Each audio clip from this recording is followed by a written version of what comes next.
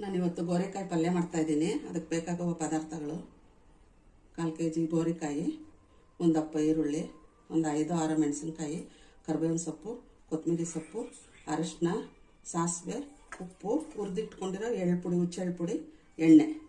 ಈಗ ಒಗ್ಗರಣೆ ಮಾಡ್ತಾಯಿದ್ದೀನಿ ಗೋರೆಕಾಯಿ ಪಲ್ಯಕ್ಕೆ. ಎಣ್ಣೆ 3 ಸ್ಪೂನ್ ಎಣ್ಣೆ, 1/4 ಟೀ ಸ್ಪೂನ್ ಸಾಸಿವೆ. ಈಗ ಸಾಸಿವೆ ಸಿಡ್ದಿದೆ. ಒಂದು ಈರುಳ್ಳಿ ದೊಡ್ಡದು, ಹಸಿಮೆಣಸಿನ್ಕಾಯಿ, ಕರಿಬೇವಿನ ಸೊಪ್ಪು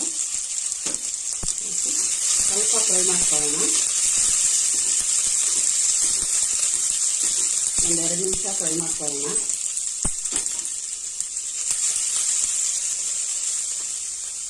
ಇದು 2 ನಿಮಿಷ ಆಗಲಿ.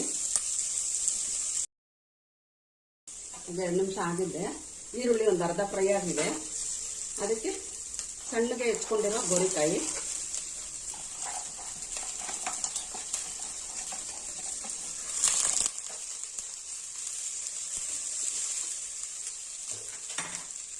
ಅದಕ್ಕೆ ರುಚಿಗೆ ತಕ್ಕಷ್ಟು ಉಪ್ಪು, ಸ್ವಲ್ಪ ಅರಿಶಿನ, ಸ್ವಲ್ಪ ಮಿಕ್ಸ್ ಮಾಡಿ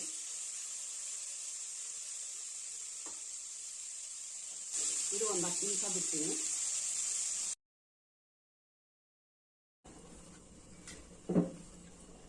ನೋಡೋಣ ಬೆಂದಿದೆಯೇನೋ.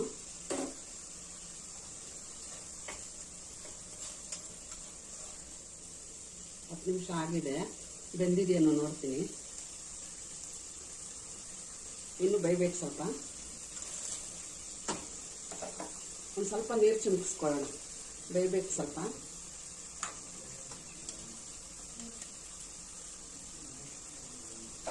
ಇನ್ನೂ ಒಂದು 10 ನಿಮಿಷ ಮುಚ್ಚಿಡೋಣ. ಈಗ ಓಪನ್ ಮಾಡಿ ನೋಡೋಣ. 10 ನಿಮಿಷ ಆಗಿದೆ. ಚೆನ್ನಾಗಿ ಬೆಂದಿದೆ. ಇದಕ್ಕೆ ಹುರಿದಿಟ್ಕೊಂಡಿರೋ ಹುಚ್ಚೆಳ್ಳು ಪುಡಿ ಹಾಕೋಣ. ಇದಕ್ಕೆ ಹುಚ್ಚೆಳ್ಳು ಪುಡಿ ಹಾಕಿದ್ರೇ ಚೆನ್ನಾಗಿರೋದು. ಕೊತ್ತಂಬರಿ ಸೊಪ್ಪು ಎಲ್ಲ ಮಿಕ್ಸ್ ಮಾಡಿ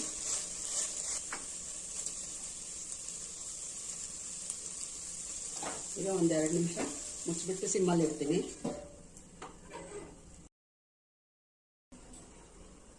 ಈಗ 5 ನಿಮಿಷ ಆಗಿದೆ. ನೋಡೋಣ ಆಗಿದೆಯಾ ಅಂತ. ಗೋರೆಕಾಯಿ ಪಲ್ಯ ಆಗಿದೆ. ಸರ್ವ್ ಮಾಡ್ಕೊಳ್ಳೋಣ.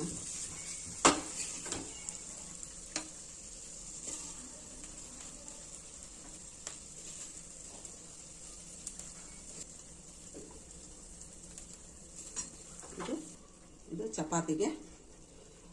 ಚಪಾತಿಗೆ ತಿನ್ಬೋದು ಅಷ್ಟೇ. ಒಂದು ಚಪಾತಿಗೆ ಮಾತ್ರ ಆಗೋದಿದು. ತುಂಬ ಚೆನ್ನಾಗಿರುತ್ತೆ. ಮಾಡ್ಕೊಳ್ಳಿ.